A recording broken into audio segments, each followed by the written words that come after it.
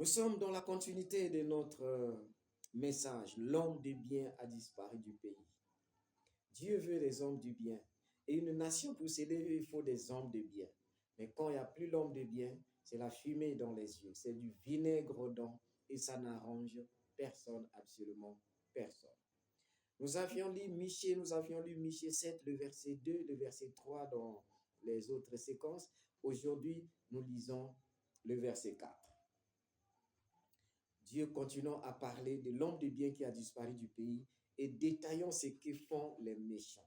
Au verset 4, maintenant, il dit, le meilleur d'entre eux est comme une rance. Je reprends le verset 3 pour une compréhension, celui que nous avons lu la fois passée. Leurs mains sont habiles à faire le mal, c'est méchant.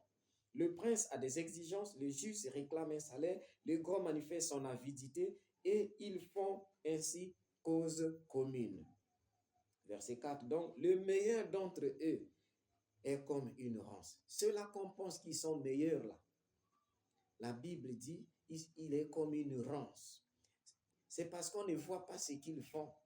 C'est parce qu'on est aveugle, qu'on les acclame, parce qu'on est aveugle. Mais si on comprenait, on savait réellement ce qu'ils font, nous serions plutôt fâchés contre ces gens. On serait peut-être en train de s'opposer à eux et à tout ce qu'ils font. Le meilleur d'entre eux est comme une rance. Vous savez, la rance, l'épine, ça fait mal, ça détruit, ça crée des douleurs lorsque ça vous pique ou lorsque vous piétinez les pieds. Le plus droit, pire qu'un buisson d'épines. Le plus droit, pire qu'un buisson d'épines. Vous voyez, il y a certains buissons d'épines qui sont comme des fleurs rampantes ou encore des plantes rampantes. Ça et là, ça, c'est beau à voir, mais allez marcher là-dedans. Quand vous allez piétiner, c'est là où ça va vous faire mal, ça va vous piquer. Ne regardez pas cette beauté-là. C'est ce que le Seigneur voulait faire voir ici. Il y a l'apparence extérieure à travers des beaux discours et tout ça. Parfois, dans les profondeurs. Non, c'est juste des épines décorées. Et si vous marchez là-dessus, vous allez vous blesser. Le plus droit, pire qu'un buisson d'épines. Les jours annoncés par tes prophètes, ton châtiment approche, c'est alors qu'ils seront dans la confusion. Voilà ce qui sera la suite. Le jour du Seigneur, un jour arrivera où vous serez dans la confusion. Le Seigneur est capable de confondre qui que ce soit dans ce monde. Il n'y a personne qui sera au-dessus de Dieu. Qu'on soit qui que ce soit dans ce monde.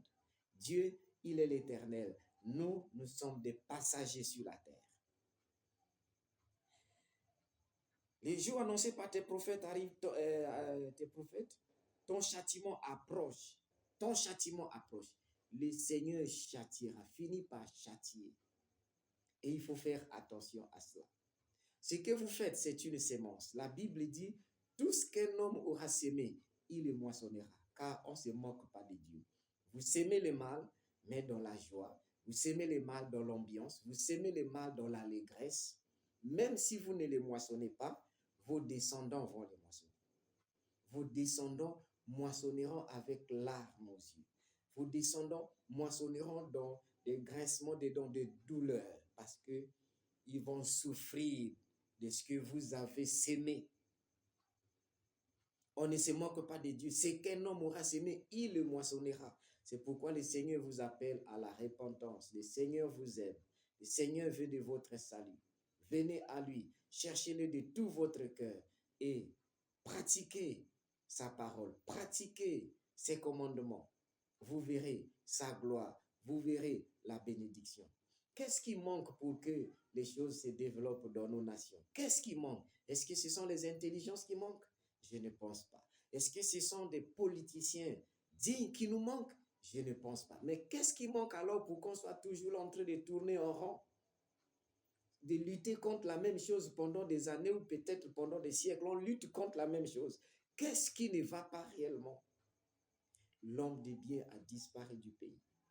Il faille que les gouvernants s'élèvent, prennent les décisions courageuses pour éradiquer le mal et remettre la nation sur le droit chemin. Sinon, nous aurons tous décidé d'orienter l'avenir de nos enfants et de nos arrière-petits-fils un jour sur le chemin du mal. Nous aurons pu encourager le moindre effort et la nation sera une nation de honte, sans crédibilité dans le monde.